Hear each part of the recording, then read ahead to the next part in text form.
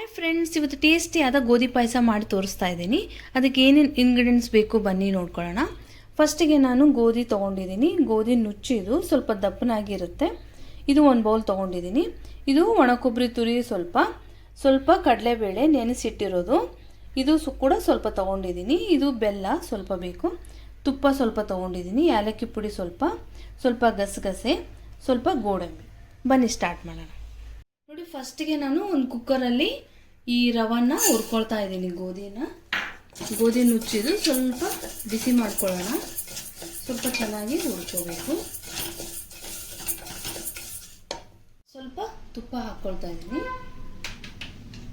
ತುಪ್ಪ ಹಾಕಿ ಚೆನ್ನಾಗಿ ಸ್ವಲ್ಪ ಹುರ್ಕೋಬೇಕು. ತಿರ್ಸ್ಕೊಳ್ಳಿ ಚೆನ್ನಾಗಿ.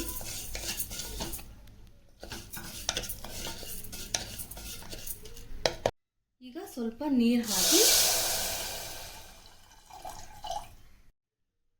ಹಾಕ್ಕೊಂಡು 2 ಮಿನಿಟ್ಸ್ ಇದನ್ನು ಬೇಯಿಸ್ಕೋಬೇಕು.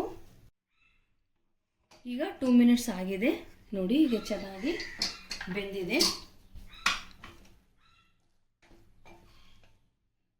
ನೋಡಿ, ಸಾಫ್ಟ್ ಆಗಿದೆ. ಈಗ ನಾವು ಬೆಲ್ಲ ಹಾಕೋಣ. ನೋಡಿ, ಇವಾಗ ಬೆಲ್ಲ ಸೇರಿಸ್ಕೊಳ್ಳೋಣ. ಈಗ ಇದನ್ನು ಚೆನ್ನಾಗಿ ಮಿಕ್ಸ್ ಮಾಡಿಕೊಂಡು ಕುದಿಸ್ಬೇಕು ಚೆನ್ನಾಗಿ.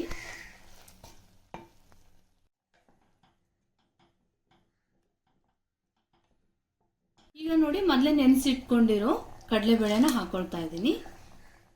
ಈಗ ಇದು ಸ್ವಲ್ಪ ಚೆನ್ನಾಗಿ, ಈಗ ನೋಡಿ ಬೆಲ್ಲ ಚೆನ್ನಾಗಿ ಕುದೀತಾ ಇದೆ. ಗೋಧಿ ಪಾಯಸ ನೋಡಿ ಚೆನ್ನಾಗಿ ಆಗ್ತಾ ಇದೆ.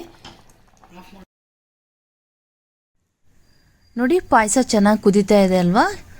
ಈ ಸ್ಟೇಜಲ್ಲಿ ನಾವು ಸ್ವಲ್ಪ ಒಣ ಕೊಬ್ಬರಿ ತುರಿ ಹಾಕ್ಕೊಳ್ಳೋಣ.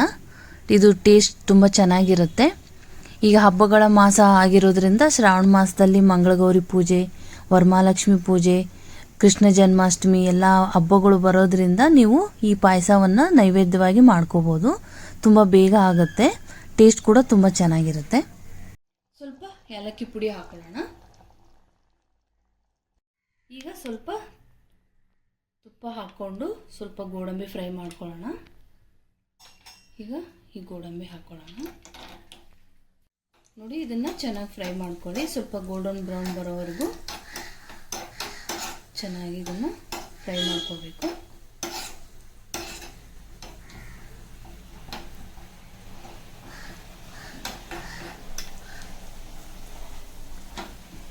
ನೋಡಿ, ಈಗ ಆಗಿದೆ ನೋಡಿ. ಈ ಫ್ರೈ ಮಾಡ್ಕೊಂಡಿರೋ ಗೋಡಂಬಿನ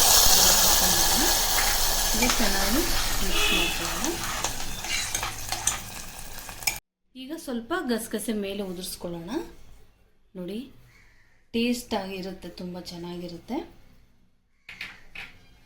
ಈಗ ಇದು ಮಿಕ್ಸ್ ಮಾಡ್ಕೊಳ್ಳೋಣ. ನೋಡಿ, ಗೋಧಿ ಪಾಯಸ ರೆಡಿಯಾಗಿದೆ.